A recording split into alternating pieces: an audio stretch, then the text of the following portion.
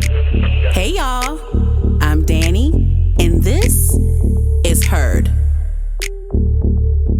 Hi guys, welcome back to Heard the Podcast. I'm your host. Look, you playing too much already. I'm your host, Danny. This is Heard the Podcast. You can find Heard the Podcast on all podcast stream platforms. That's everywhere. Google Play, Apple, Spotify, everywhere. We're on YouTube, HER_D the podcast. Make sure you guys like, comment, subscribe, good or bad, don't care, just do it. TikTok at HeardPod, HERDPOD. Once again, I'm your wonderful host, Danny, and in the back, of course, is Mr. J. Rob on the track. Hello. How are you? Hello, y'all. Hello. How you doing? Anywho, how was like life since the last time I saw you? For a week? How was life? Everything's been good, man. Staying busy, you know. Mm-hmm. Making sure everybody's good. Like who? Your family or something? Family, clients, everybody. What you mean making sure everybody good? How? Because I have to serve. I'm saying like make sure everybody good. Like how? How are you making sure they're good? What do you mean? What are you doing to make sure they're good? Like what? Mental. What are you doing to make sure that they're good? What do you do to make sure that I'm good? You never asked me how I'm doing. When was the last time you asked me how I was doing? Just now. No, you don't. Genuinely. When was the last time you genuinely asked me how the fuck are you doing? You don't ask me how I'm doing. I always ask you how you doing. That's a damn lie. Anywho,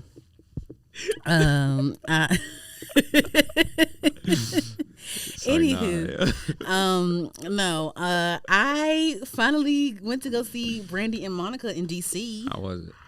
Fantastic. Loved it. Nice. Loved it. We're going to talk more about that tour in the topics or whatever. Mm-hmm. But I really love how I can now say as a 32-year-old, I saw Brandy and Monica in concert. Like, lifelong. Once again, like I grew up on Brandy. Like, right. I loved Moesha. I loved Brandy. I loved the Black Cinderella. Mm-hmm. You know what I mean? So I love Brandy. And I love Monica. Like I love how they. I always love when I see a lot of the legacy. I guess you can call Brandy and Monica legacy acts. I guess you can say that. And I don't mean legacy like a bad way, but like I'm just saying like they have the catalog where like their catalog can carry them through. Like their catalog can carry their career. They don't have to put out a new song at all ever. Nah. Like they don't even have. Because I thought when they first announced the tour, I thought they would at least have like. They would at least have like some new songs out, but they don't have any new music out, and they don't need any new music out. We go. They don't need any new music out. It was super fun to be there at tour. They did wonderful jobs. Kelly Rowland did great. Maya did great. Gives Money Long has officially been removed from the tour because she's sick. Due to doctor's orders, she won't be a part of the tour anymore. So Maya has taken her place. Nice. Maya did a great job. Maya still looks great as well. She's still a charismatic dancer and all that stuff. And so I'm glad I got to see Maya because Maya is PG County's very own. So that's another thing I can get to brag about. Oh, I saw Maya live in concert. Legacy. So that was pretty fun. I love oh my God, I love the outfits. I love Brandy. I love Brandy's outfit. And I love their outfit. I love the hair. I love everything about it. I think I think that there were a few transitions though that were a bit shaky a little bit. Just with Brandy and Monica set, there was a couple of things that were kind of shaky, but then also with Kelly Rowland's set, there was a couple of things that kind of were like a little shaky to me. But overall, I really enjoyed the concert. I went with me and my girls. As usual, we love going out together, and I loved getting dressed for this tour as well. That was pretty fun. Facts. That's your thing. But I will say this though, I was so nervous about my outfit, J. Rob, because my outfit was completely improvised because I waited too long. You know what I should have did? I should have bought my Brandy and Monica clothes when I brought my Gunna clothes. At the same time, I didn't do that because I was it was just with the Brandy and Monica, I knew it was going to be like a fashion thing because like all the girls on TikTok are like coming out with their like TikToks of, Brandy and Monica out because they gave the dress code of suit and tie, very suited up. Mm-hmm. And so all the TikTok girls, it's been like a whole trend now. And even now in fashion, it's very trendy to have like the blazer, the suits. Like I'm seeing all these girls with different looks of suits and stuff. So like that's very on trend right now, the suit look.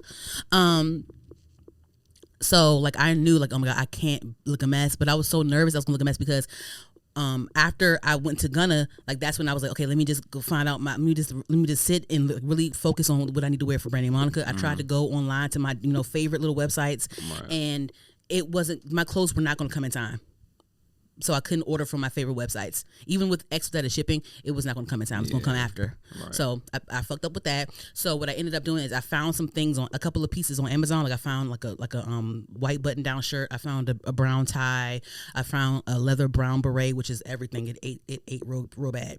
And I tried to buy some pants, and it just didn't give what I needed to give. So what I did was I found a gray, like a gray fitted knit type of dress, like a gray dress to wear over top of the tie and the collar shirt, right. And that looked really good. I had these already had these thigh high snakeskin boots. So my outfit was a combination of things that I already had and a couple of new things that I had to grab last minute, and it came out really nicely. I got a lot of compliments. I got a lot of compliments when I was out there with my friends. We all got compliments, and then I also got compliments on, like with my pictures and like TikTok and all that, because I make sure I put it on TikTok and all that stuff. So, so I'm actually really happy about how my outfit turned out. So, hand clap again, because I was nervous. I was in a group chat like, oh my god, guys, I hope I don't look. Cause I don't like one of my biggest fears. Because like me and my friends, like I love my friend group, and I love that we, even the girls that are in the group that have kids and stuff, we still find time to enjoy each other's company. We still find time to go on trips and go out here on this concert, this like birthdays, this and that, whatever, plan these things, and we all look good, we all dress, we have all of our own style. And I just don't want to be the one in the group that looks a mess when we go out. That is one of my biggest fears, because I'm already like the big girl I'm the big girl of my group or whatever. So it's like I'm already the big one in my group, and then also like it's like I don't want to look a mess. I was so nervous about this concert. I'm like, oh my god, guys, I hope I don't look a mess, because I had to really pull some shit together. I know, you made it work. And that's why also.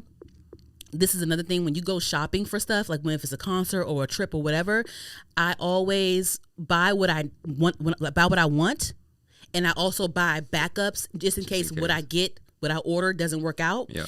But so when I do get the clothes and what I ordered, my first choices do work out, I still keep the second choices, because it's never wrong to have clothes. Like definitely and when you buy choices, when you buy your second choices or whatever, make sure it's something that you would wear somewhere else as well. It's always good to have clothes, because that gray dress that I put over top of that collar shirt with the tie, I had that dress for like 4 years, didn't touch it, didn't wear it. That's how it be. But it came in handy.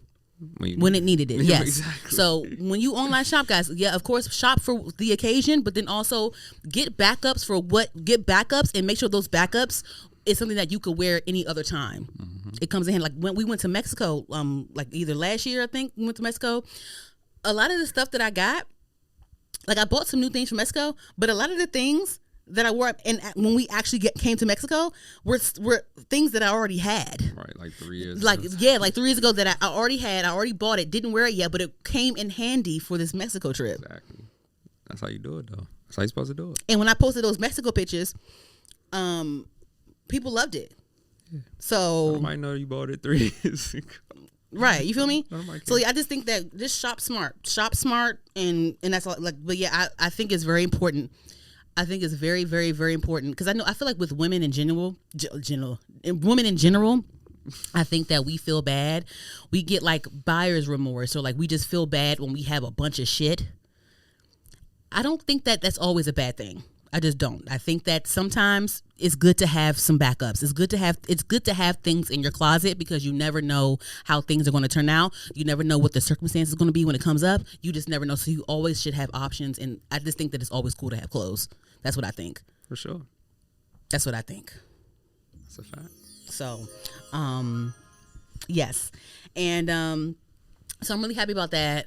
And I think, because I mean, this is something that I always knew that I needed to do, just with myself and what I can offer to the world when it comes to creating and being a creative. I always know that I always have in my mind, like, oh, I need to do this to be better. I need to do this. I need to utilize this, whatever. But this may sound weird to say, because again, like I didn't know that my outfit would turn out cool the way it did.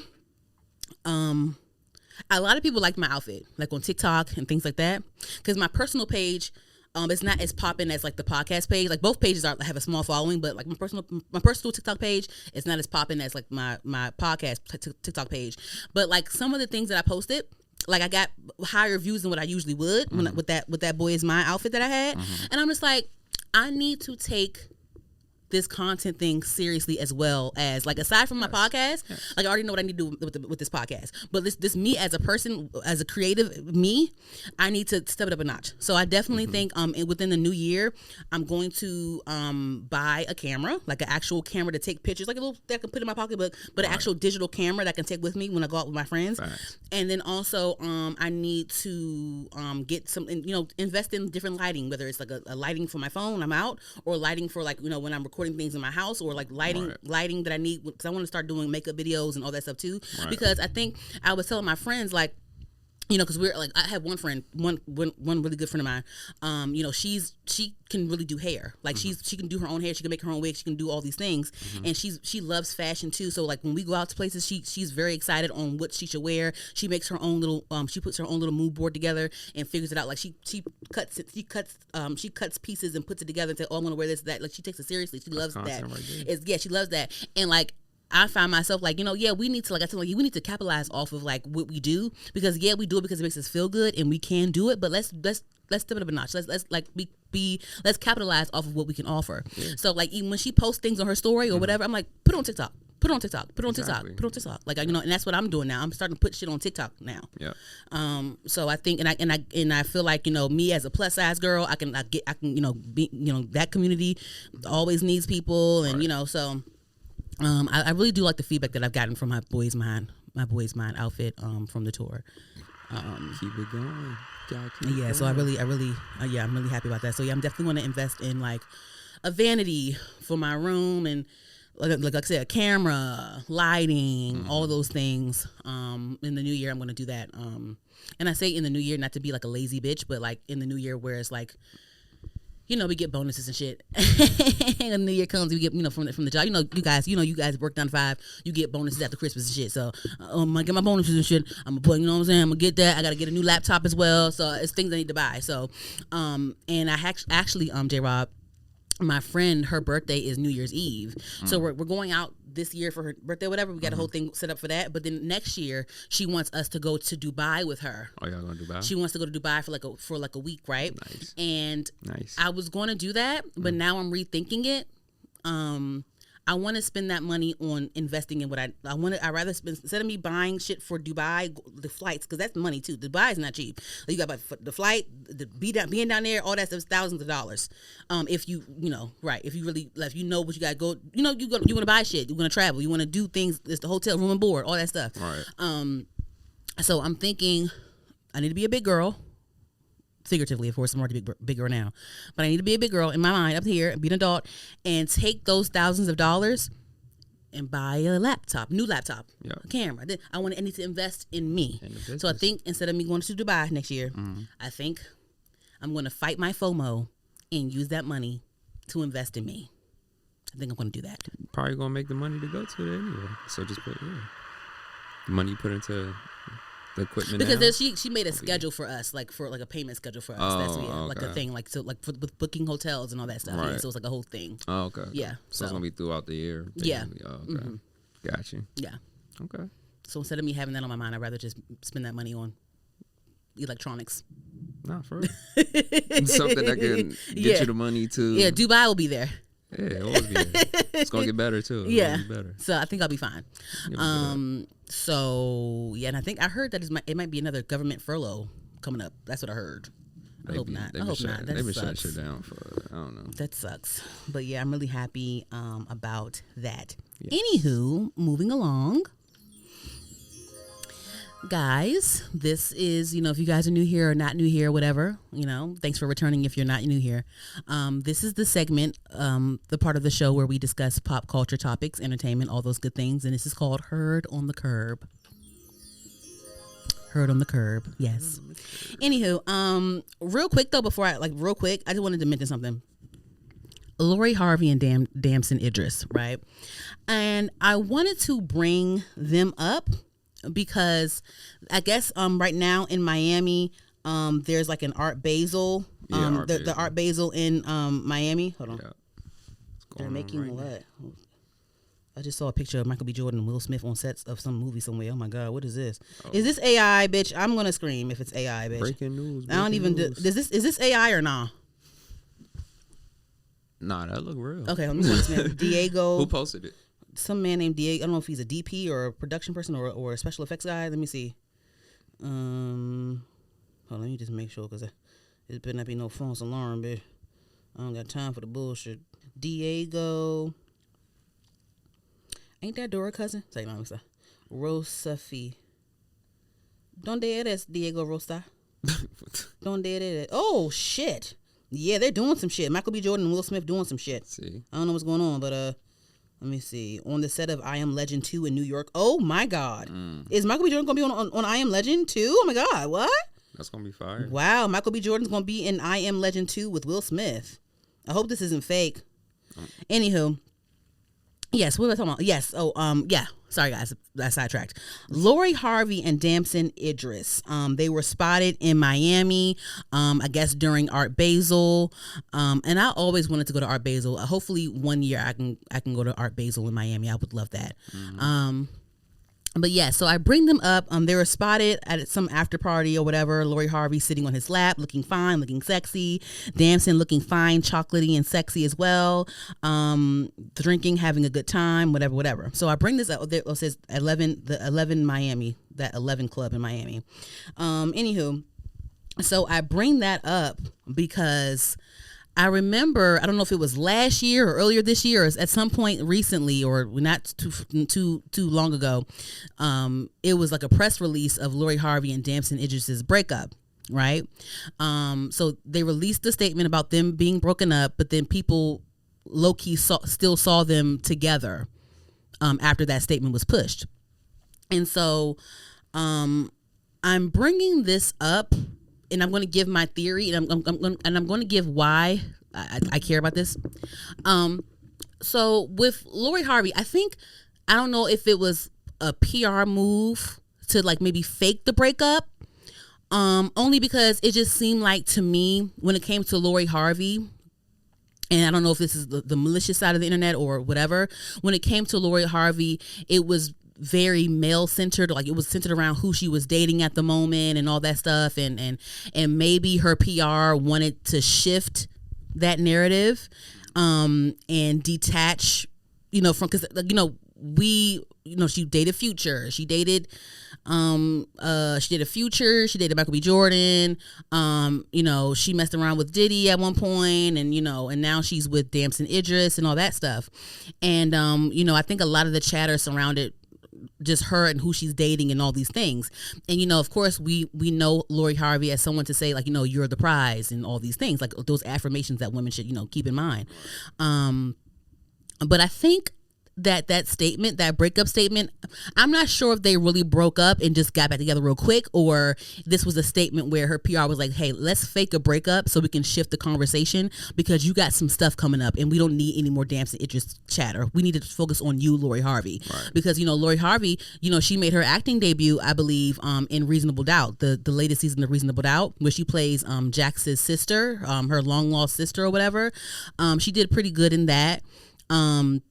And we're just seeing Lori Harvey do more. We're just seeing Lori Harvey do more interviews and just become her own actress. I think she was in. Kevin Hart had like a Peacock show at some point. I think it was called. What was it called? It was a Peacock show, I think, with Kevin Hart and Taraji P. Henson and Terrence Howard.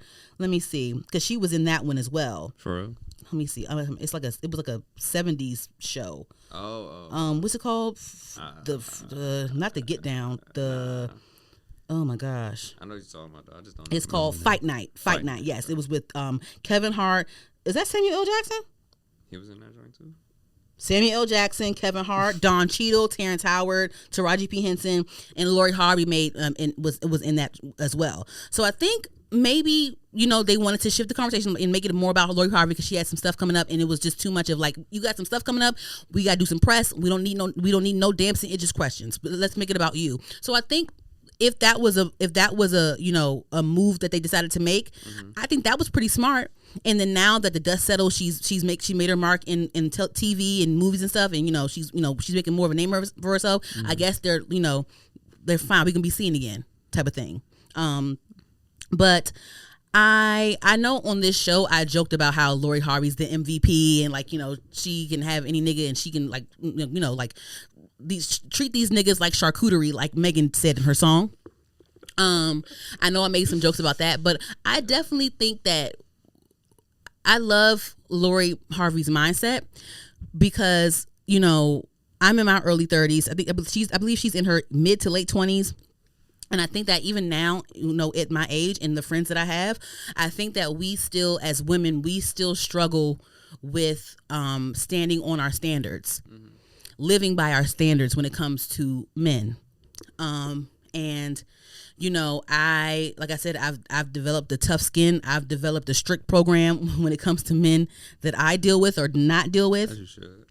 I've learned the hard way, and I'm sticking to the program. And I think that I find myself giving different kind of advice when it comes to my friends involving that. Like, I'm more prone to saying like, yeah, let him go. No, he can't. He's not fitting to this standard. Let him go. Don't even have a headache over this. You know what I mean? I have a friend.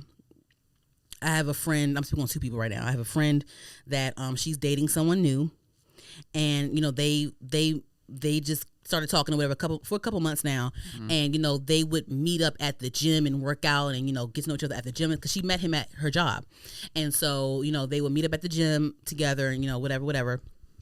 And they would text and call each other stuff too, right? Cool.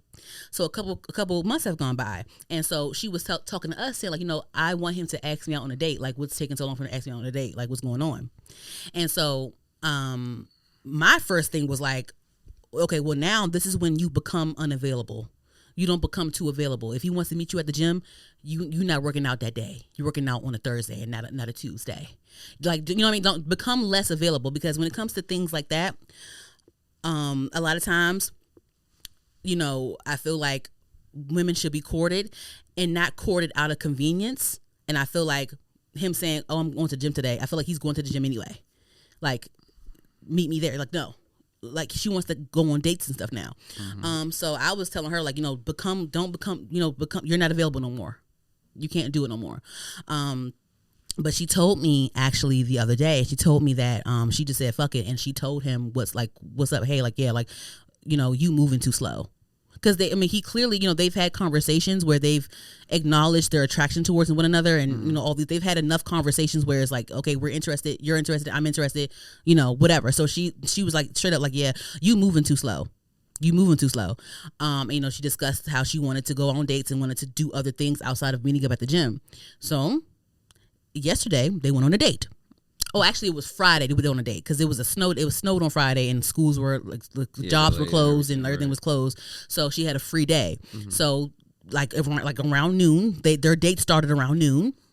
They went out to eat, to the movies. They went to Fuddruckers or whatever, Dave Buster's, whatever. They had a full day. They had a full day. You know, he pulled up on her with flowers, and like she told him you moving too slow, and he put the pedal to the metal and was like, okay, cool, that's great. I love that.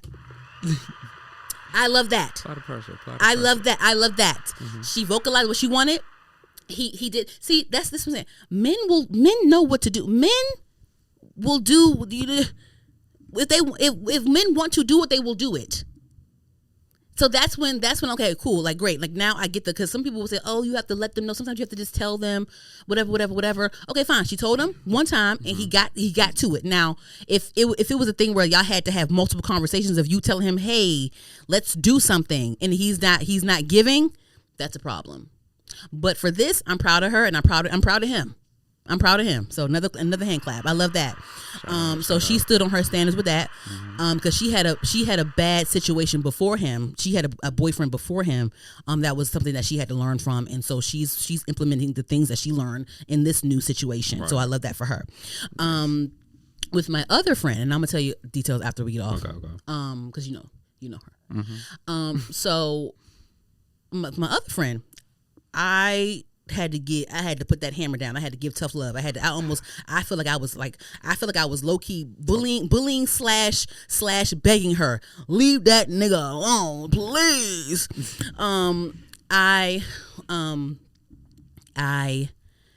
She was talking to me about someone. She was venting to me about someone that she's dealing with. And the things that she was telling me, J-Rob, the way that he treats her and the things that he says to her were disgusting. My jaw was on the floor. I said, what are you doing? Why are you messing with this nigga? Why are you da-da-da-da? Like, he refuses to claim her as a girlfriend and all types of stuff. And you still dealing with, what's going on here? I don't like this.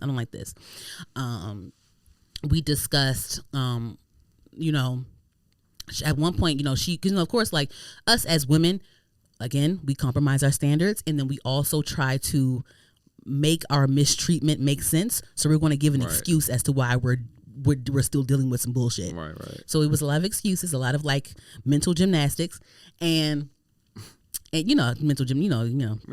And so one thing she said to me, she said, maybe I'm like, you need to leave him alone. And she was like, maybe I just need to get to my breaking point. I said, you don't know. I said, listen. I said, listen. Do not wait for a breaking. And the thing is, certain things that she said to me, she doesn't realize this. She has already reached her breaking point, and she doesn't realize this. She doesn't realize it because she told me something that I'm like, girl, that's crazy. She has already reached her breaking point. She just doesn't realize it yet. Mm-hmm. But she was telling me that. I said, girl, we're human. We don't know what our ceiling is. Don't wait for a breaking point. You don't know what you're going to do.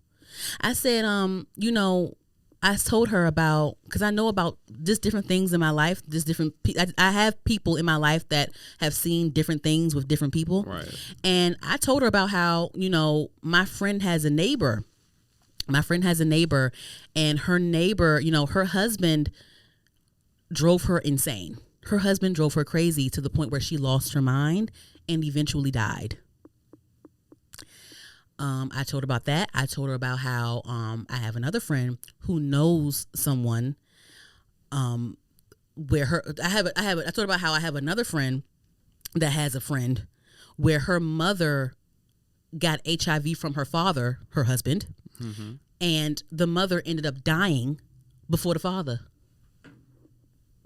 Mind you, the father was cheating and she was dealing with it. That's crazy. The husband gave the wife HIV and the wife died before the husband. Ain't that some shit? That's crazy. And then, of course, they both left their kids behind. Mm. They both left their kids behind. Mm-hmm. My sister has a friend. Her friend, baby father, gave her syphilis one time. Damn. You know what I'm saying? So it's like you sit here and you know that they're doing these things and you wait until it gets to a point where it's like you can't get back from sometimes. Right. Thank God you can cure syphilis. The HIV stuff, see, now if you catch it before it gets before it turns something else, you good. But if you don't know you got HIV and you don't know and you older and you just the medication and all this is too much. It's a lot. You're losing your mind to the point where you're going crazy and you're dying. That's a we don't know what our ceiling is. Right. So I'm like, she pissed me off. She said I need to wait for my breaking point. No, babe. No, honey. No. She probably already did. No. She's like, you know what I'm saying? Like when it gets to a point where you're having moments where you're bursting out in tears, or you're having moments where you're having like some sort of like mental anxiety attack or whatever. That's a breaking point, babe. Yeah. That's a breaking point, babe. Yeah. That's real. You want to be healthy for your kids. You don't want to sit there and lose your mind and die and leave your kids behind over a nigga you had no business being with in the first place. That's not worth your time in the first place. Not at all. And he's telling you in so many words and in so many actions that he don't give a fuck about you. You're just the meantime between time till I find the bitch that I really want. Mm-hmm. I talked about how it was a TikTok that I saw. This girl, she actually guest starred on Bel Air recently. Her name is Lauren something. Her name is Lauren Charisse. Lauren Lott, Lott, Lott, on Instagram, Lauren Charisse. And she was on some man's podcast. And she was saying, straight up, she looked in the mic. She was like, ladies, like, men do not care about hurting your feelings. They will always choose themselves. Remember that.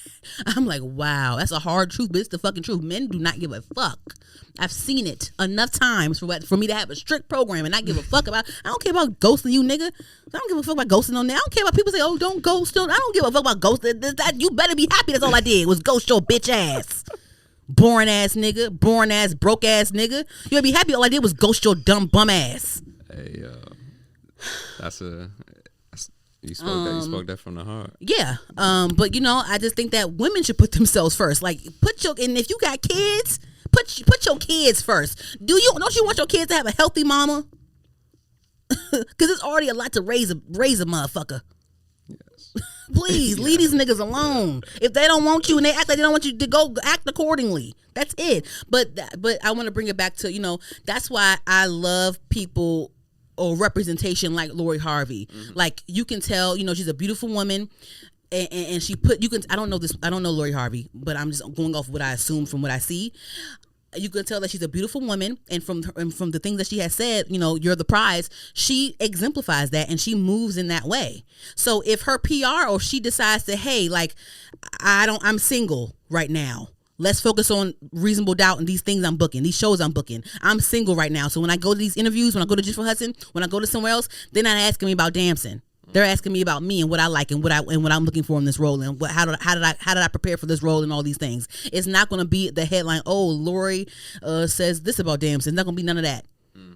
So I think that was a good PR move. Maybe I'm reaching. I don't know, but if it is what I say it is, I love that. Moving along.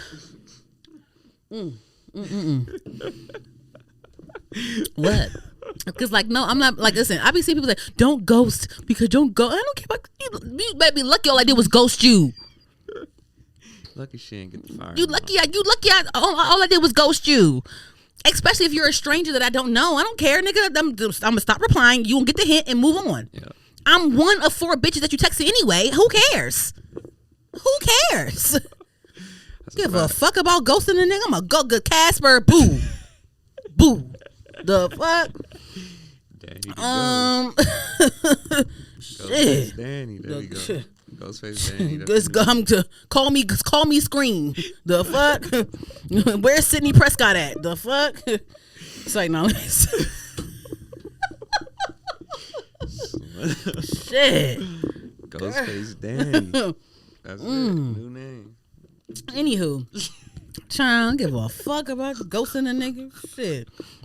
If you good afternoon me to death, that's it. You talking about it's ice cream day and you don't even ask me what ice cream I like. I don't give a fuck. Fuck you. I remember that. What episode was that? I don't know. That nigga said it was ice cream as a grown ass man. It's ice cream day as a grown ass man. It's ice cream day. The fuck? Moving along. Hey, yo. Moving along. Moving along, guys. Okay, have you heard about Jim Jones? I almost said Cameron, my bad. Jim Jones, Maino, Dave East, and Fabulous's podcast called Let's Rap About It. For sure. So they have a podcast, and I'm like, is this my new favorite podcast? What the fuck? It's funny. So Maino is hilarious. I forgot how funny it is. And you know what? Maino is funny anyway because he does Angela Yee's radio show, and they have a segment where it's like anonymous call in with your problem, and he be cussing people. It'd be so funny. It'd be so funny when he on there. I love it. Maino wild. He is wild.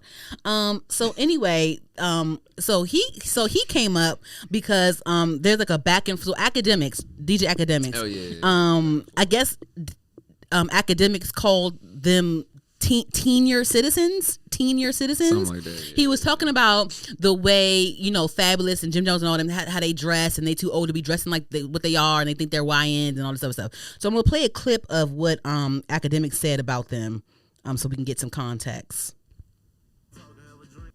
Are New York City gentlemen in their 40s and 50s having a midlife crisis? All the 50-year-old men who were gangsters and cool dudes back in the day seem to have the most childish ideals. They're all dressing like they're YNs, acting as if they are children, and they're still playing the same childish games as if they were 14 and 15. Now, Jim Jones, who we all know, he is what we call a teen-year citizen. Jim Jones, don't beat me up. I will call the police on you. But we just have to be honest. Jim Jones is someone living out a fifth childhood. I don't necessarily mind the drip. I just would hope he would use some Beijing because I think the gray hair peppered around the tight jeans and muscle shirts throws me off. One person I thought wouldn't be added to this list is Fabulous. Fabulous is also one of those people that when I see him on Instagram these days, I'm like, yo, is he trying to dress like a YN too? I can't tell. Now, I like Fabulous. You know what I mean? Fabulous is always like, at a point in New York City history, he was like, to me, the coolest guy. However, I just want to, let me see, how old is Fabulous? Okay, anyway, so yes, he goes on to Google their ages, and I Googled their ages, and I was kind of shocked. Yeah, Fabulous is like in his late 40s, 48 years old. Yeah. The oldest one is Maino. He's 52 years old. Yeah. And Jim Jones, he's 48, 47, whatever. Dave East, 37, 38. So he's in his late 30s. He's the youngest one on the show. He's the youngest one on the show, but the most chill. But no, so so once again, Akademiks was on his platform discussing how, Jim Jones, Fabulous, Maino, all of them, they dress like YNs. They don't dress their age. They act like kids. They think whatever, right? I will say this. Fabulous's Instagram page is actually one of my favorite pages. I love the way Fabulous dresses, and I love his presentation. He really puts thought into his Instagram page. Like he does really cool like photo dumps and all that shit. Like he he was in Baltimore like a couple years ago. He was in Baltimore at Black Swan. Mm-hmm. I loved that made me go to Black Swan because he was in Black Swan and taking pictures, flicking it up and stuff. But yeah, like Fabulous's Instagram page, My Fabulous Life. Like I love his page. I love his outfits. I love his presentation. I love the quality of his photos. Like Fabulous is he's definitely someone I look to for fashion inspo, and he's definitely someone I look to for like just aesthetics and just content inspo and how to order your pictures and what carrots what picture to put first, and I love the way Fabulous dresses, and I think that even though he's 48 or whatever the fuck. I think that, it's fine. Like, I don't know. Like, everyone has a birthday. And I don't think, what am I supposed to wear? Like, if I look good, I'm going to wear it. Like, J-Lo is in her 50s. And if she wants to wear a crop top outside, J-Lo look good. Did y'all see J-Lo? J-Lo performed somewhere. She did a show in Las Vegas. And she wore a 2-piece or some shit. Like, let me see something. And she looked good.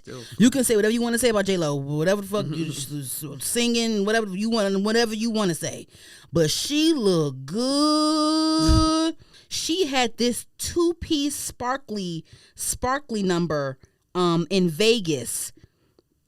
And look, J-Rob, she's 52 years old. Oh, yeah, I saw that. If she want to go out in a crop top, girl, listen, you can be naked. I don't give a fuck. She look good. Yeah.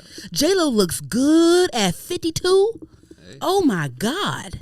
So I just feel like everyone has a birthday. Mm-hmm. And I don't, I guess, okay. So we can argue that Jim Jones may say dumb shit here and there. Fine. But when it comes to like dressing and all this stuff, and then these are grown men at that, and they're from New York. I feel like a lot of New York swag started in their era. You know what I'm saying? For sure. So I will say that. But Maino caught wind of Akademiks, criticizing them, and he had something to say, which was hilarious. This is what made me subscribe to their shit. Tim. Yo, we back with another episode, man. Let's rap about it. How y'all feeling today, man? Feeling great. Yo, Akademiks, check this out. Akademiks. What's up? Akademiks, I know you're not talking. 100%. I know you're not talking. You got the audacity to be speaking on niggas and what niggas is wearing? You talking about what niggas is wearing? You talking about the proximity between what niggas is wearing and their age? Let me explain something to you. You're a journalist, and this is your opinion, so let me give you my opinion on you. I feel like you built like a dyke. I feel like you built like no, listen, 100%. Listen, I feel, let me just say how I feel. I feel like you built like a wet bag of laundry. I feel like you're built. No, listen, I feel like you're built like a jar of relish. You understand? You see, here's the thing. Like, this ain't no gangster talk. We ain't gonna do no gangster shit. But listen, what I'm saying, since you want to speak about, young niggas, old niggas, and when you do that, you indirectly causing division between young and old niggas. Ain't no difference between young and old niggas. It's only time. It's either you a lame or you not. It's either you with it or you not. It's either you understand or you don't. Period. Point blank. You understand? And when you speak about fashion and when you speak about what niggas is wearing today, let me just give you some game though. Timbs, Air Force Ones, Pelés, Averexes, and all the things that you see people wear today. Those things was made hot in this generation here. Those are the things that was made hot in the 80s and the 90s, and we made popular. So like, leave niggas out of that. Like you giving it your opinion, and my opinion of you is I think you built like a fucking a woman with 4 kids. Like, what are we really Okay. He says like you built. I don't condone the dyke word, guys. I don't condone that. But he said that you Maino got on the pod. That was the podcast. Let's rap about it. With Fabulous, Maino, Jim Jones, and Dave East. Right. Maino, says that how dare you talk about how we dress and try to make it about age, and you're built like a jar of relish. You're built like a woman. You built like this, a wet pack of socks, or whatever. A wet bag of laundry, whatever you built. You built real bad. So how dare you? Like, basically, nigga, I don't care how I'm 52. I still look better than you. You know what I'm saying? Like it's giving that. Yeah. No one's looking at Akademiks for fashion advice or any type of fashion, whatever. And then also Akademiks, that was weird because like you be cool with like the 6ix9ines and NBA young boys and all that shit. Right. You be covering the news with all these young kids. So it's like, how dare you sit there and act like it's an ageism thing, but you cover the YNs as well. So it's like I feel like you factoring in the Jim Jones and the Mainos in your news is more appropriate than you talking about YNs like in NBA young boy or whatever the fuck. Whatever. Right. Anyway, yeah, I just feel like, go ahead, Maino, defend your age and defend why you still that nigga at 52 years old. Like, fuck what they gotta say. I just feel like we all should look forward to aging and still being that bitch or that nigga, period. And I feel like, how you gonna sit there and clown a New York nigga? I feel like New York niggas are it's New York niggas that can dress to me. It's New York and DC niggas. Those are my category of nigga that I feel like they can dress. They gonna step. In my opinion, New York niggas and DC niggas, they're gonna put that shit on. They just are. Put that shit. They just are. And ask any New York nigga. I don't think a New York nigga gonna say that DC niggas can't dress. I don't believe that. I think that we all have an appreciation towards one another. Yeah. So I thought I liked how he defended himself, and I loved that podcast. They're funny as hell. And I subscribed. I'm tuned into Let's Rap About It. The same way I'm tuned into Cameron's show with Mace and Treasure. Yeah. Like I like that. I like that. I like it. It's like you gonna clown them for still putting music out, and you gonna clown them for having a podcast. It's like what can they do at like? Can't do nothing. Yeah, I'm in my 30s and I'm in my early 30s, and I just feel like J Rob, like I really feel like a full woman. I do. Mm-hmm. Like things I've done in my 20s, like I would never do now. Like I really feel like I'm really coming into my own at 30. I feel like when you turn 30, it's like you unlocked a new level. You're a new bitch. As you should. So I just feel like, don't be ashamed to age, and if you that bitch, be that bitch, no matter what age you are. And I get discouraged when I think about how, like, I want to be at a certain level at my age or whatever. Oh, is it too late for me to start this, or is it too late for me to start that? Like, when I see people like Tabitha Brown, like, she's well into her womanhood before she became viral and had a Target partnership and all these things. Yeah. And Kev on stage, he's still doing his thing, and he's really coming into himself, and he's been in the industry for a long time. Yeah. You know what I'm saying? So like, I just feel like, I feel like Charlamagne and Envy, you can say what you want about the Breakfast Club, but I feel like they have done a really good job with adapting to the times over the years. Facts. I feel like the Breakfast Club is still somewhere. It's still a place for people to want to go. Yeah, that's a fact. So I'm not scared of age. And if it comes to the point where I need to defend it against some little bitch, I'm gonna defend it. Yep, that shit don't matter no more. Yeah, so that's just what that is for me. Live your life. Yeah. Anywho, that was just funny. Like, you built like a jar of relish was crazy. That was insane. He was like, "What are we talking about?" What? And they just cracking up laughing, all of them. Hey, And at one point they were talking about like how like you talk all that shit behind the camera, like when you ain't never outside, like when can we even find you? And Fabulous was like, Fabulous said at one point, you know, they go to shows, and he was like, that's where you can catch them. But he was like, no, I mean that's where you can find them. So that was funny too. But anywho, so real quick though, and this is, I don't know if it's going to be quick, but I want to hurry up and get through this shit because I don't even know what angle to go to. I know what it's going to be. What is it? Nothing, go ahead. What is it? What is it? Give a hint. Huh? Give a hint. Huh? Nothing.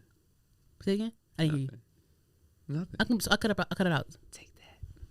No, actually, I mention it a little bit, but later on in the movies and TV segment. No, so this whole Brandy versus Beyonce thing is weird. Oh, I don't, talking about that. I don't know, and I tried to watch TikToks and clips and things like that because I had never heard about a weird thing with Beyonce and Brandy back in. I don't remember. I mean, I was younger, but I don't ever remember hearing no weird shit about them. But I guess it was some weird shit that went on in the past. They have a history of weird shit. So, yes. So Ray J, and this is all Ray J's fault in my opinion. So this whole thing popped off because Ray J was online talking about how, like, you know, hey, like talking about Beyonce not taking pictures with Brandy at all, because apparently Beyonce has been to several Boy Is Mine shows, not just the two that we saw, but she's been to several. Yeah, she's been to several. And at one point, she was in Kelly's rehearsals, giving notes and making adjustments to Kelly's set. Gotcha. So I heard that Beyonce has been to 6 Boy Is Mine tour stops, and not one time has she stopped and took pictures with Brandy or none of that. So Ray J went online and was like, hey, Beyonce, Jay-Z, like, what's going on with y'all? Why y'all not taking pictures with Brandy? Like, what's going on? So I'm gonna play the clip, where he was cutting up. Yo, at the end of the day, Jay-Z and Beyonce, like honestly, bro, like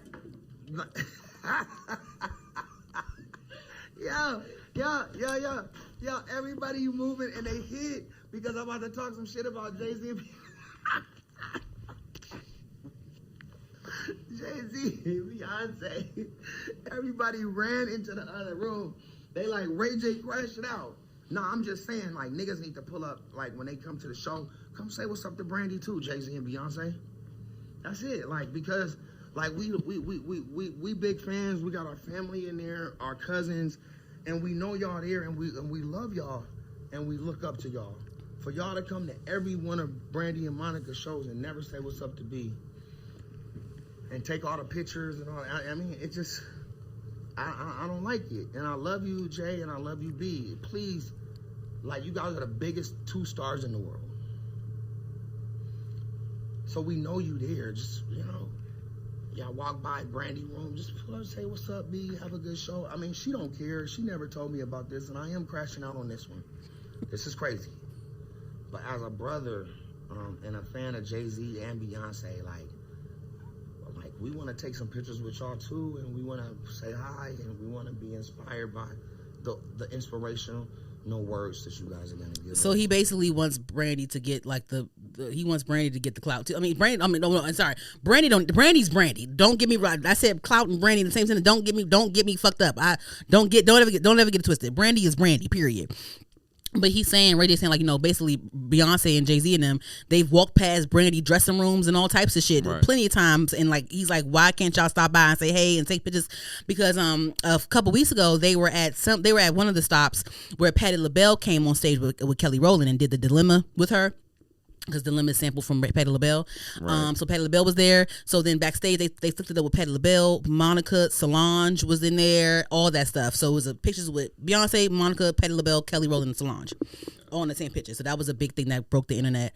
And, you know, and like Patty took her own photos with Brandy separately, and like it was just weird like that. You know what I'm saying? Like, why there's no, like, they're backstage taking pictures, flicking it up every tour stop. It's a photo shoot, and it's like there's no Beyonce with Brandy at all. Beyonce with Patti LaBelle, Beyonce with all of them, not Brandy. Right. So that was weird. So I had to go down a rabbit hole because like I said, I did not know there was like some weird shit. So I had to. I watched a few videos on YouTube. I had to like wean out the videos where they were reaching and all that stuff because it was a video I had watched. I'm like, this is a reach. Oh my god, I don't even believe this. And I don't know any better, but I don't believe this shit. But I found that at one point, Kelly Rowland and Brandy were really close friends. They were really close friends in like the early 2000s. I think that Kelly Rowland made an appearance on one of Brandy's reality shows at one point. They were sitting at the table and like where like Kelly was talking about how Brandy was kind of mean to her and girls at one point and whatever. But they were really close. There's pictures of like Kelly Rowland and Brandy with Brandy's daughter when she was a baby. Like they were really close in the early 2000s, in around that time. And so I saw that at one point in Kelly Rowland's career, I guess Kelly Rowland was frustrated on how her career was going and like just the opportunities that she was getting and just her solo career. She was frustrated with her solo career at one point. And so it was rumored that Brandy said that told Kelly that she needs to stray away from Beyonce's shadow, like she needs to break away from Beyonce and Matthew Knowles because it's always going to be about Beyonce because Destiny's Child, if y'all are a fan of Destiny's Child, like, before it's Beyonce's the front woman, but it was always meant to be about Beyonce until Beyonce was ready for a solo career. And, so they have those things about that, like, oh, Kelly's in the shadow and Kelly should have been all whatever. But I will say this, when people do make that argument about, it being all about Beyonce, and, they did, it was around Beyonce. It just was. I will argue the fact, though, that Beyonce is a very raw talent. She's very raw talent. She wants it. She earns it. The spotlight, she has the spotlight, and I feel like Beyonce has earned every minute of it. Yeah.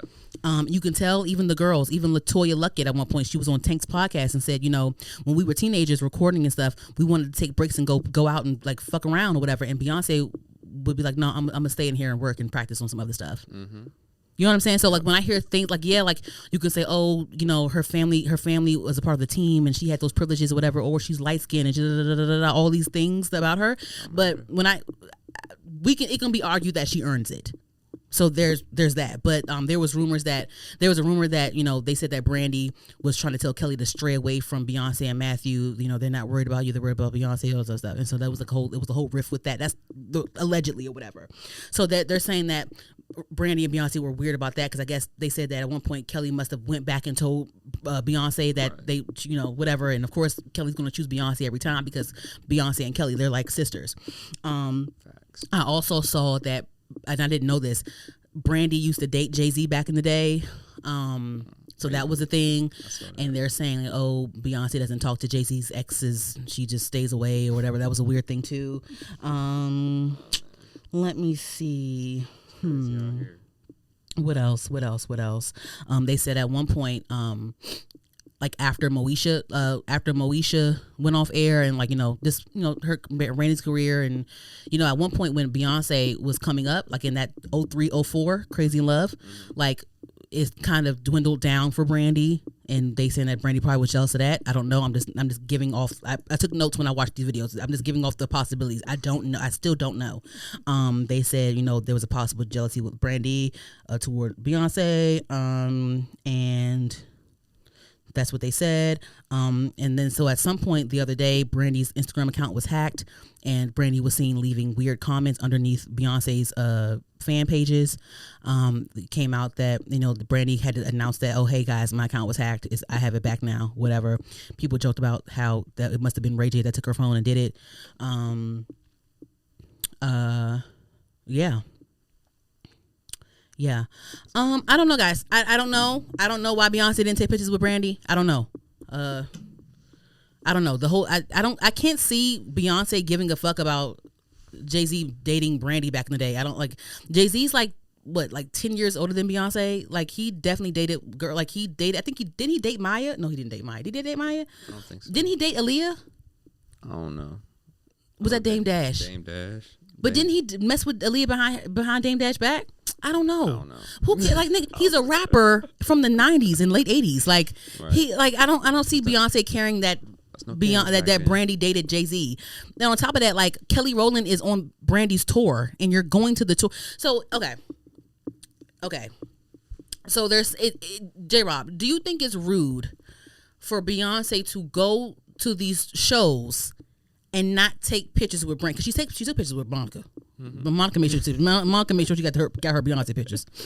But do you think it's odd or disrespectful or weird that Beyonce has been to the Boys Mind tour stops allegedly 6+ times and hasn't stopped at Brandy's dressing room and took a picture with her? Like, do you think that's weird? Like, what do you think about that? I mean, it's strange. It's strange. Okay, definitely. You think it's strange? Yeah, it's like, okay. All right.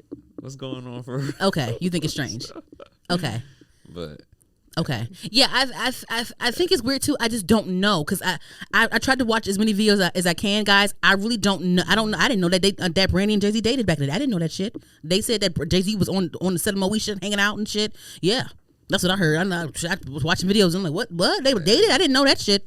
I didn't know. Yeah, I don't know, man. I don't know. I didn't know. I don't know. Okay, maybe it is strange. It's strange that they haven't, because this is my tour, and I asked Kelly we had to agree to have Kelly on the tour. It's our tour. It's called Brandy and Monica Boys Mind Tour. So there's that. I don't know. I don't know. It is weird. Maybe there is some. Maybe somebody said when they go to Houston they're gonna gag the internet and it's gonna be pictures with Beyonce and Brandy together. But at this, I don't think they should even, because now you bullied me into doing this. Right, don't see ingenuine. Yeah, it's like you bullied me into doing this. Yeah. Hey. They talked about how Brandy and Beyonce have only praised each other, in the press. Mm-hmm. Who knows what goes on behind the scenes? I don't know either, but it is strange that she hasn't stopped by Brandy's room.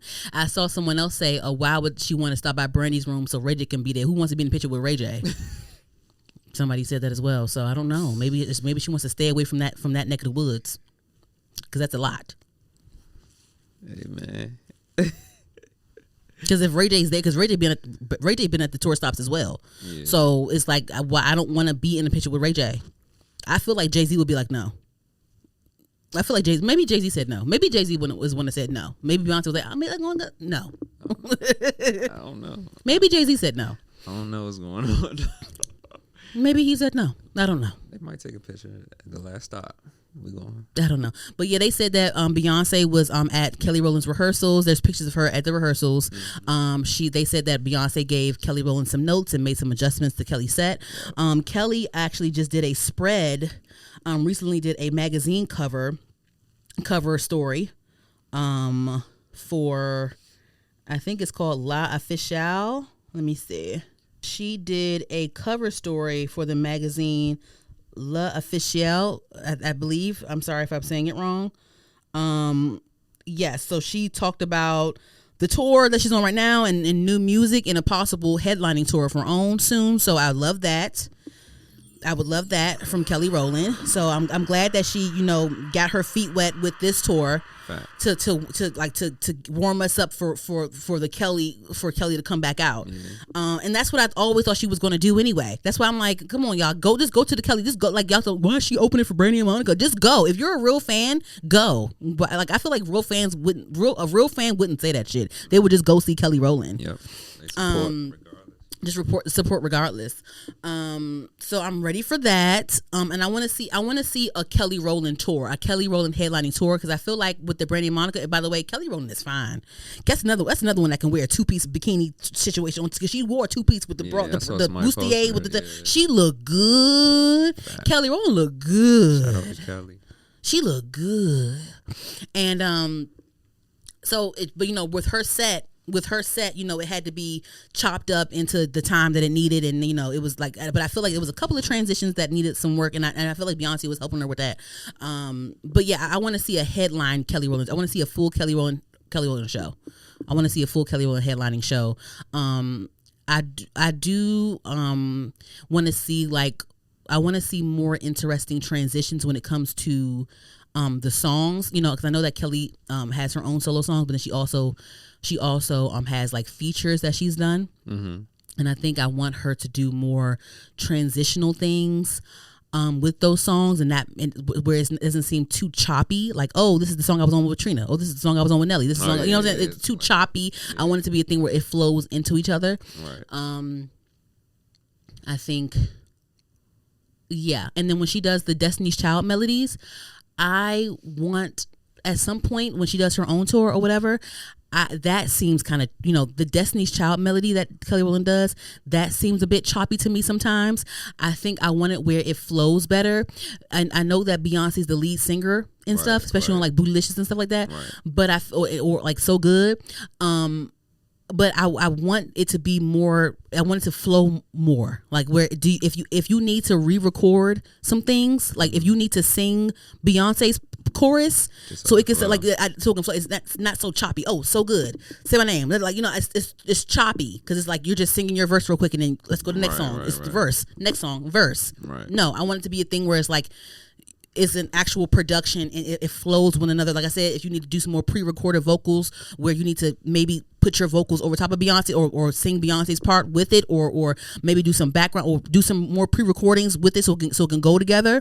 Do that because Kelly was the second lead. Kelly was, after Beyonce, Kelly was the one singing the second most. Yeah. So I think I will want that to be more smoother as well. Her Destiny's Child medleys, I want them to be more smoother. So hopefully that gets worked on as well. Yeah, I think I want that. Mm-hmm. I think I want that for Kelly Rowland. Yeah. Anywho, lastly, that's it. That's okay. Because I'm like, I don't even know what to say about that. Because I'm like, I didn't know I didn't know Brandy dated Daisy. I thought she was a good girl. Like I thought she was just like a good girl. And who was a good girl back then? Cinderella, Disney. But yeah, I know. Yeah, so I didn't talk about this in the past episodes. This is kind of old news, but I wanted to say this. Olivia Dean, I need to get into her. I hear that she's like a new girl that people like her music and stuff. Olivia Dean. Oh yeah, okay, I heard her. Yeah, okay. So she actually, this was like maybe like a few weeks ago. She actually called out Ticketmaster and Live Nation. She says, and I quote, "You are providing a disgusting service. The prices at which you're allowing tickets to be resold is vile and completely against our wishes. Live music should be affordable and accessible." And I loved her for that. Because, like I said, I didn't go to Cowboy Carter because I did not want to risk eviction. That's how much the tickets were. Right. You know what I'm saying? I did not want to risk eviction. That's how much the tickets were for Cowboy Carter. And that's how much it is when you don't maneuver shit. I'd be having to go on Vivid Seats instead of Ticketmaster because Ticketmaster be trying to with them damn reselling prices. It's crazy. It is disgusting and vile and gross. So she called them out, and then they came out and fixed it. It says Ticketmaster, it says Olivia Dean announces Ticketmaster and AXS will refund fans the difference between face value and resale tickets for her tour after she called them out. So you telling me all they got to do is call? So Beyonce, you telling me all you got to do is call them out for that and they will lower the prices?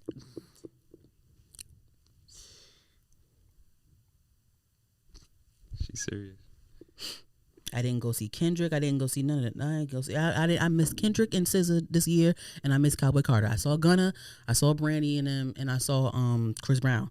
But I didn't go see Kendrick. I really wanted to see Kendrick Lamar in concert because I heard he puts on a really good show, and I be seeing clips and stuff. Nah, he do. And I was upset, and I never seen SZA live before. Oh no, I lied. I saw SZA live like back in like 2016 or some shit like that. But you want to see her now? Yeah, see her now. Yeah, I saw SZA live at the Made in America Festival in 2016. Where she was doing pirouettes on stage and shit like that. But I never seen her like polished like the SZA now. Right, you know? right. That's a different SZA. Yeah, you got to sit there and like contemplate. Oh, am I gonna pay this bill on time or go see Beyonce? You know what I'm saying? I was like, what the fuck? I gotta make fucking adult decisions and shit when I can just fucking, you know what I'm saying? Like it's irritating. Like I remember when back in 2021, I remember when you could get Section 100's seat for under $200. Not for sure. Like, and now you paying $100 to sit in the nosebleed. It's crazy. But all they gotta do is call Ticketmaster out, and you can knock the prices down. That was that easy. Are you telling me it was that easy for? So I'm mad at them. I'm mad at them. I'm mad at the artists because you could change this, but you don't. You just want the money. They got a team. They ain't thinking about That's some bullshit. And that's all I wanted to say. That's it for me. Anything you want to discuss before we move on to the shows and shit? Nah. Okay, moving along to Seen and Heard, where we discuss shows, movies, all that stuff. I don't really have a long list. Real quick. Did you see the Diddy Reckoning Netflix special that's produced by 50 Cent, Curtis Jackson? Curtis 50 Cent Jackson. 50 Cent being petty, y'all, and he has a whole like documentary on Netflix about Diddy called The Reckoning or whatever. I guess he found the camera guy that filmed Diddy during the whole trial process and got the footage from that and made a whole Netflix thing about it. Got Aubrey in there doing interviews, old bodyguards and old sex workers doing interviews and all types of stuff. At one point, Aubrey revealed that Diddy gave her sexual advances over email and all types of stuff.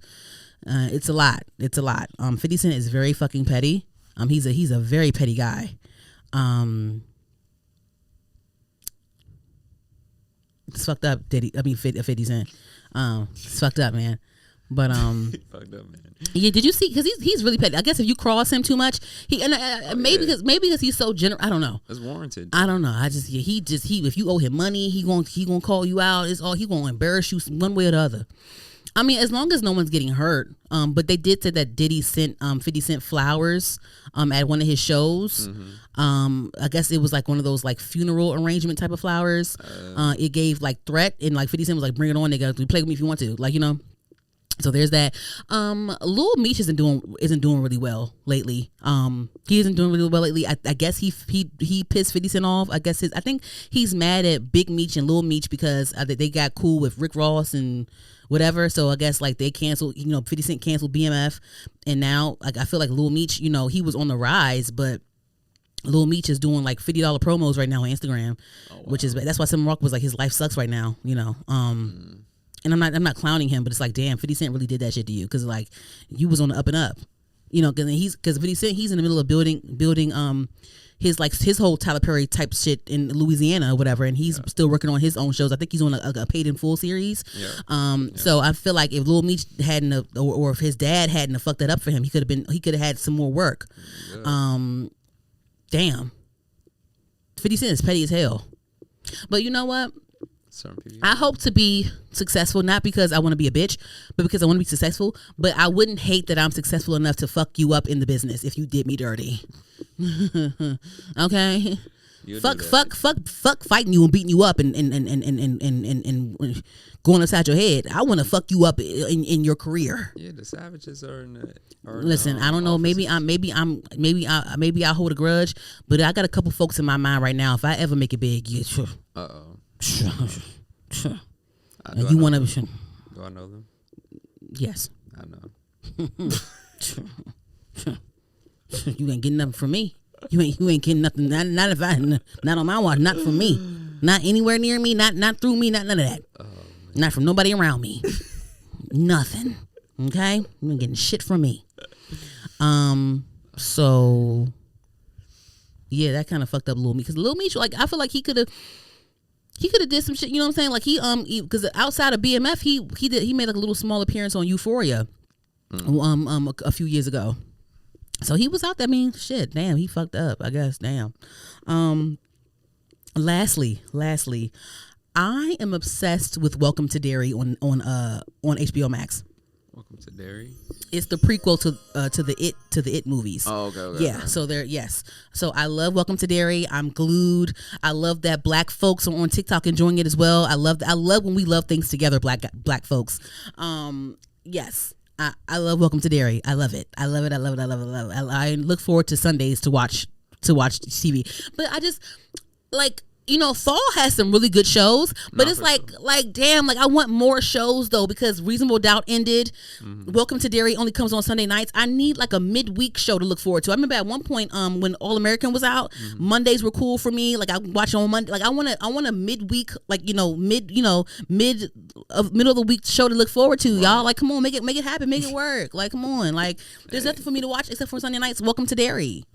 Y'all watch football or something? I don't care about no fucking football. Come out with some more shows, y'all. I'm watching Bel Air right now. I think I'm on episode 4 right now. So there's that. Yeah, it's a new season of Bel Air. Yeah. Yeah. So I'm enjoying Welcome to Derry. I love Welcome to Derry. If you guys were ever a fan of Stephen King's It, the original and the remakes.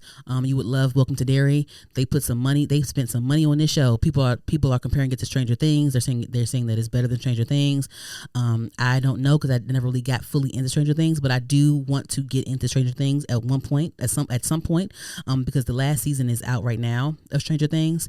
I do like how, like Stranger Things, they started the kids off real young. Like with Welcome to Derry, they start the kids off real young, and like you can go. There's longevity in that. You can go and they can get older. Exactly. There's more material with that when they grow. Yeah. Even though we know some of their fates because it's a prequel, but yeah, I think. Yes, I think I love that. I love when they started off as little kids and it can like whatever. But yeah, and I heard that Netflix is buying HBO Max and buying like Warner Bros and shit like that. So that's gonna be something. 80 billion, something like that. 82.7 billion, something like that. They spent that money. Yes. So that's a lot. So we're gonna see it with that Netflix subscription gonna be in the next coming years. It's giving cable all over again. Essentially what it is. Fuck. Essentially what it is. Fuck. Everything's subscription based at this point. Yeah. So it's like, damn. It's like what. Shit. I don't know how to think about this. I guess we're all mad because it's like we're already used to our favorite streaming platforms, and now it's going to be because they already merged Disney Plus and Hulu, right? And CNN, right? Was it CNN or is Disney Plus, Hulu, and something else that's merged together? ESPN maybe, I don't know, something. Yeah, ESPN is on. Yeah, so we'll see how that goes, child. Hopefully I don't have to spend no more money than what I spend now. I mean, I get Hulu for free, I get HBO Max for free. I pay for Netflix. And that's all about it. I only pay for Netflix. That's it. So yeah, we'll see how that goes. But anywho, I don't have any music to discuss. Music, no. No. Do you have any shows that you're watching right now, J-Rob? Or any movies? I haven't been watching any shows. Nothing. No, I'm waiting for the new year to come up. There's some stuff. They announced that Euphoria will be the new and final season of Euphoria will premiere in April 2026. So we're excited for that. There's a couple of movies coming out in 2026. I think February Scream 7 comes out. I'm excited for that. I love Scream. That's coming out in February, so that's around the corner. There's another movie that Tyreek Withers is in called Reminders of Him. That comes out in March 2026, I believe. 2026. So I'm excited for that. And more movies and shit, or shows or whatever. Hopefully I'll find. But if you guys are watching this, DM me or put in the comments or tell me somehow, some way, what shows to watch, what movies to watch, whatever. I love a good midweek show. That's why I love The Summer I Turned Pretty. Mm-hmm. That came on Wednesdays, I believe. Like, you know what I'm saying? So like, I want a midweek show to watch. Like, I don't want to wait till Sunday. TikTok be having some suggestions. Yeah, people be having some good stuff on TikTok. Okay, bet. All right, cool guys. All right, that's all for me. Anything for you, J-Rob? You want to discuss anything? Well, that's it. We in and out this motherfucker. All right, guys. Once again, I'm your host, Danny. That's J-Rob in the back. This is Heard the Podcast, HER' the podcast on YouTube. Like, comment, subscribe. We're on all podcast streaming platforms. That is Heard the Podcast, HER' the podcast. We're on TikTok. Follow us on TikTok, HERDPOD on TikTok. We out. I'm good. Like hand claps, sparkles. Is there like a drum thing on here or no? Yeah, it was, but it's like it's a laugh. I'm gonna start using this laugh one. Oh my god! Oh hell no, no. It's on there somewhere. No. It's more like right here. It's more like a bad joke joint. Yeah, the bad joint. Oh my god! Get the hell out of here! No. Say no. You look all like right. I know, like it's a minstrel show. Blackface.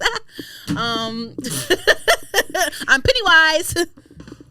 I'm gonna clip that up. Welcome to Derry. I'm gonna clip that. I'm gonna put that on YouTube. But no.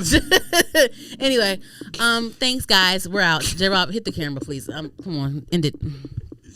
Por favor.